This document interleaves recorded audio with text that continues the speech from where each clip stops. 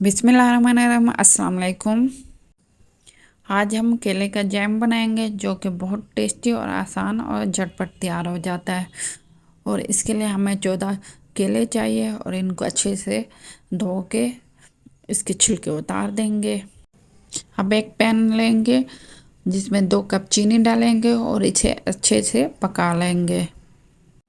मुसलसल चम्मच हिलाते रहना है ताकि चीनी चिपके नहीं और ये अच्छे से पिघल जाए।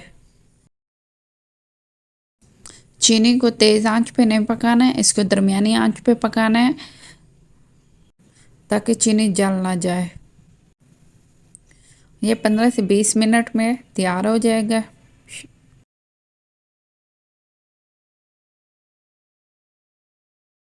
माशाल्लाह अच्छे से चीनी पिघल गई है और अब इसमें चम्मच हिलाते रहना है।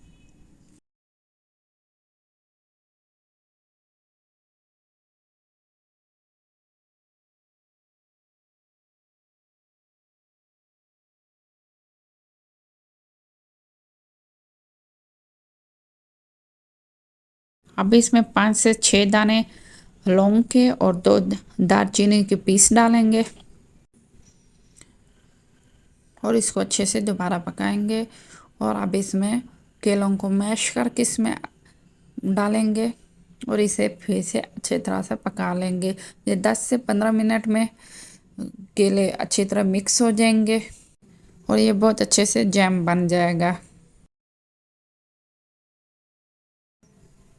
इस जैम को ठंडे होने के बाद आप फ्रिज में रख सकते हैं। कम से कम 15 दिन और 1 महीने तक इसको इस्तेमाल कर सकते हैं। इसको अच्छे से पकाते रहना है और उस वक्त तक पकाना है जब तक ये पानी खुश्क ना हो जाए।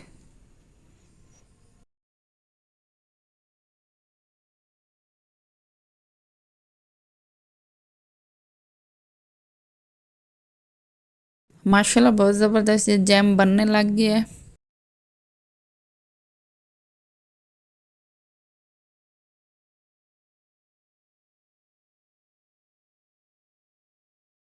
कम से कम 30 मिनट इसको पकने में लग जाएंगे और इसको दरमियानी आंच पे पकाना है। माशाल्लाह बहुत ज़बरदस्त ये तैयार हो गया है।